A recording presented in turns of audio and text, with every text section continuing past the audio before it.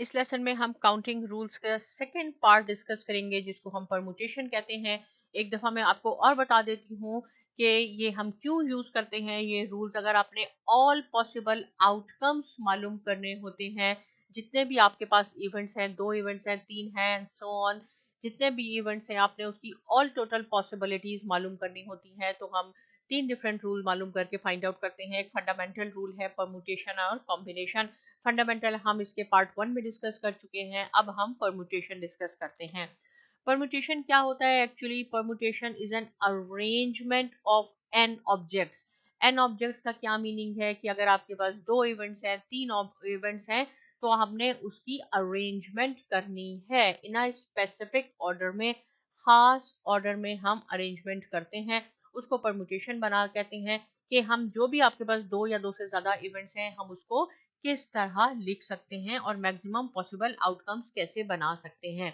बहुत इजी है, मैं आपको एग्जांपल से समझाऊंगी। पहले देखिए, परमुटेशन में आपने यूज करना होगा फैक्टोरियल नोटेशन, राइट। फैक्टोरियल, ये इसका क्या मीनिंग होता है? फैक्टोरियल को जो अगर आपने कीबोर्ड से बनाना है तो वो नंबर 1 के ऊपर है, अगर आप उसको शिफ्ट के साथ प्रेस करते हैं तो आता है, और ये फैक्टोरियल का सिंबल होता है।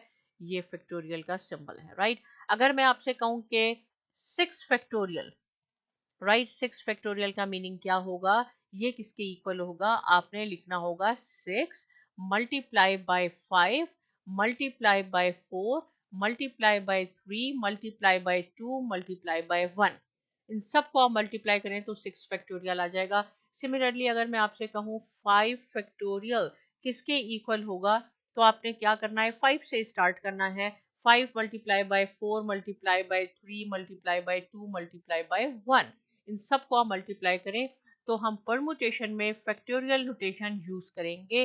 The factorial notation uses exclamation mark, और ये कहाँ आपको मिलेगा? कीबोर्ड पे आपको नंबर 1 जो 1 2 3 4 लिखा है, 1 पे आपने शिफ्ट के साथ प्रेस करेंगे तो ये आ जाएगा। 4 फैक्टोरियल है is equal to 4 multiply by 3 multiply by 2 1। 8 factorial है, आपने 8 से रिवर्स जाना है 1 तक, इन सबको मल्टीप्लाई कर लें, राइट।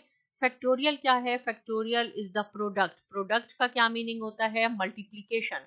देखिए, सबको मल्टीप्लाई करेंगे, यहाँ आप प्लस या माइनस नहीं करेंगे। जहां फैक्टोरियल आएगा आपने सबको मल्टीप्लाई करना है। तो factorial is the product of all the positive numbers from 1 to a number. आप ऐसे भी आ सकते हैं 1 से लेके, अगर सपोज मैं कहूं कि 9 फैक्टोरियल है, तो आप यहां से स्टार्ट कर दें 1 से लेके 9 तक, या यहां से भी कर सकते हैं, लेकिन बेटर यही होता है कि आप जहां जो नंबर है उससे आप उल्टा नीचे डिक्रीजिंग ऑर्डर में जाएंगे, डिसेंडिंग ऑर्डर में 8 7 6 5 4, और सबको मल्टीप्लाई करना है, राइट। तो परमुटेशन में हम क्या करते हैं? अरेंजमेंट करते हैं जितने भी एन हमारे पास ऑब्जेक्ट्स होते हैं स्पेसिफिक ऑर्डर में। यहाँ मैंने एग्जाम्पल क्या लिखी है? A home buyer has choice of 6 houses। उसके पास 6 houses की choice है। He decides to rank each house according to certain criteria such as price of the house and location। Location के हिसाब से और प्राइस के हिसाब से उसने उसकी रैंकिंग करनी है। How many different ways can he rank the, यहाँ मैंने, ये है 6 houses एक्चुअली, सॉरी, 6 हाउसेस को वो कैसे रैंक करेगा? कि 6 चॉइसेस हैं उसके पास। इट मींस हम परमुटेशन यूज कर रहे हैं, तो याद रखें कि परमुटेशन में आपने फैक्टोरियल यूज करना है। 6 फैक्टोरियल आप लिखेंगे। फैक्टोरियल का क्या है? मल्टीप्लाई करें 6 मल्टीप्लाई बाय 5 मल्टीप्लाई बाय 4 3 2, इन सब को आप मल्टीप्लाई कर लें, आपके पास 720 आ जाएगा। It means there are 720 different ways के आप उसकी रैंकिंग करेंगे। इन 6 हाउस की आपने रैंकिंग करनी है प्राइस वाइज और लोकेशन वाइज। कितने तरीके हैं? 720 वेज, डिफरेंट वेज हैं, राइट। सपोज इसमें तो आपने पूरे 6 कंसीडर कर लिए। यहाँ पे इसका बी पार्ट में मैंने लिखा है, suppose he wishes to rank only top 3 of the houses. जो भी टॉप 3 हाउसेस हैं उसने उसकी रैंकिंग करनी है। तो कितने तरीके हो सकते हैं? तो हमने ये टॉप 3 में ये लेना है 6 मल्टीप्लाई बाय 5 मल्टीप्लाई बाय 3। आपने ये नहीं करना कि आप 3 फैक्टोरियल कर दें इसको कि 3 हाउसेस ले रहा है उसके पास 6, लेकिन उसने उसमें से टॉप 3 लेने हैं। तो आप 6 5 और 4 को मल्टीप्लाई कर दें तो 120 आ जाएगा। डिफरेंट वेज हैं उनकी रैंकिंग करने में। तो परमुटेशन से हम रैंकिंग करते हैं ऑर्डर में। परमुटेशन में 2 रूल भी इस्तेमाल करते हैं होते हैं। परमुटेशन का रूल नंबर 1 है find the number of ways that R objects can be selected from n objects. n में आपके पास सपोज 10 है, अगर तो 10 में से आपने 4 पिक करने हैं या 3 पिक करने हैं, तो मैंने इसको R कर दिया है। फाइंड कितने तरीके हो सकते हैं कि टोटल ऑब्जेक्ट्स जितने भी हैं उसमें से आपने जो भी पिक करने हैं, 3 पिक करने हैं, 4 पिक करने हैं, उसके कितने हैं। उसके लिए हम फॉर्मूला यूज करते हैं NPR। n क्या है? n टोटल नंबर होंगे आपके पास, उसमें से आपने जितने पिक करने हैं उसको हम R कहते हैं। फॉर्मूला क्या है? n फैक्टोरियल, जो भी टोटल नंबर होगा उसका आपने फैक्टोरियल करना है। n माइनस r, टोटल में से r जितने आपने पिक करने हैं वो माइनस करके उसका फैक्टोरियल निकालेंगे। करके मैं आपको दिखाती हूँ। The arrangement of n n object in a specific order using r objects at a time is called permutation of n objects taking r objects as a time। 6 factorial है। Previous हम example पे चलते हैं। यहाँ पे 6 houses थे और 6 houses में से आपने 6 हाउसेस ही चॉइस करने थे, लेकिन आपने देखना था कि कितने डिफरेंट वेज हो सकते हैं। इसी क्वेश्चन को हम इस रूल पे अप्लाई करते हैं। तो 6 फैक्टोरियल, क्योंकि 6 हाउसेस थे, नंबर ऑफ ये कितने थे? टोटल 6 थे और हम आर 6 ही को पिक कर रहे थे। हम उसमें देख रहे थे कि 6 को पिक करने में रैंकिंग कैसे होगी।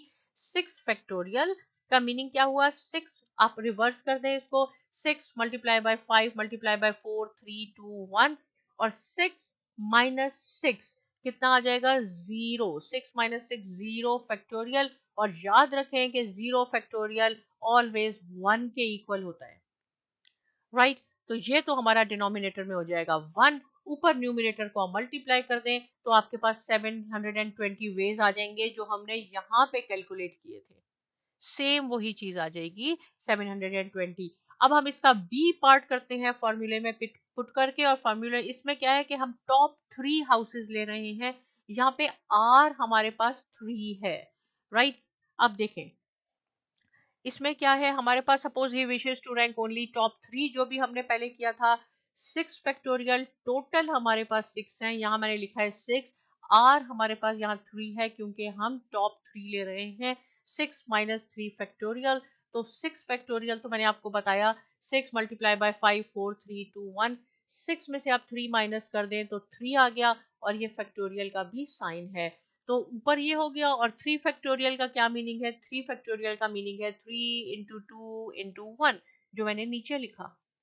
अब देखें ये 1 1 2 2 ये तीनों आपस में क्रॉस आउट हो गए। ऊपर क्या रह गया? 6 5 time 30 34 time 120 different ways. Same question को मैंने यहाँ भी सॉल्व किया था डायरेक्ट मल्टीप्लाई करके। यहाँ मैंने फॉर्मूला यूज किया है, रूल नंबर 1 यूज किया है परमुटेशन का। क्या आपने रूल नंबर 1 किया है? नंबर ऑफ वेज मालूम करने हैं। जितने भी आपके पास ऑब्जेक्ट्स हैं उसमें से अगर आपने आर पिक करने हैं तो आप क्या फॉर्मूला यूज करेंगे। रूल नंबर 2 क्या है परमुटेशन का? The number of permutations of n object. Same देखें आपके पास एन ऑब्जेक्ट्स हैं। When r 1 objects are identical, r 2 objects are identical और आर पी, राइट, एक जैसे होंगे। इसका क्या मीनिंग है मैं अभी आपको बताती हूँ। How many permutation of the letters can be made from the word accounting. अगर अकाउंटिंग लिखा है तो इससे आप कितने डिफरेंट पैटर्न्स बना सकते हैं। सबसे पहले आपने देखना है कि ए कितनी दफा आया है अकाउंटिंग में, एक दफा आया है।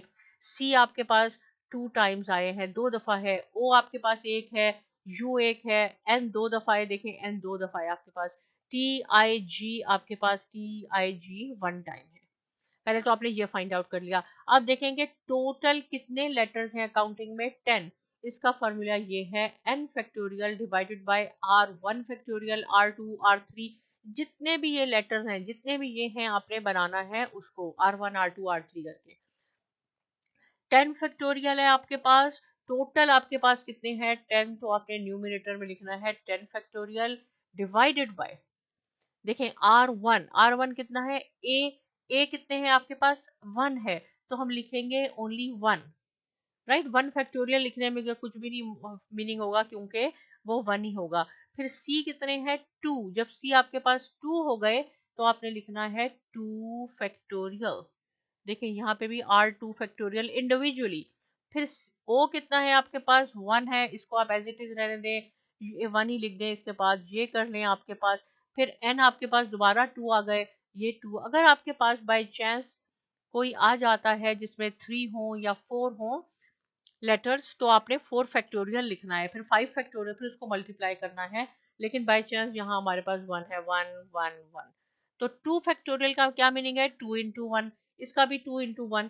तो डिनोमिनेटर में आ जाएगा आपके पास 4, और आपके पास न्यूमरेटर में आ जाएगा, इस सब को आपने मल्टीप्लाई करना है। 10 फैक्टोरियल का क्या मीनिंग है, 10 इंटू 9 इंटू 8।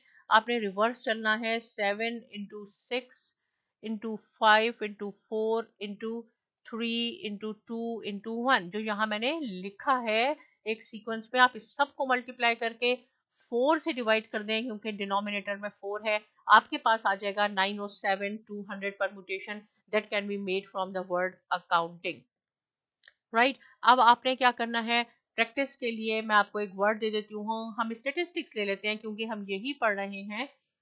तो स्टेटिस्टिक्स,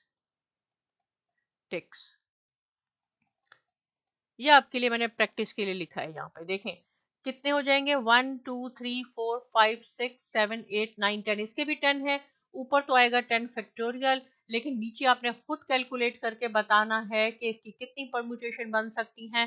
कमेंट सेक्शन में आप आंसर लिख सकते हैं, कोई प्रॉब्लम आप लिख सकते हैं, मैं पूरी कोशिश करूंगी आपकी सॉल्व करने की। तो इंशाल्लाह आपको ये समझ में आ गया होगा, और बहुत शुक्रिया देखने का। लेकिन साइमा एकेडमी को सब्सक्राइब करना बिल्कुल ना भूलिए, और बहुत शुक्रिया।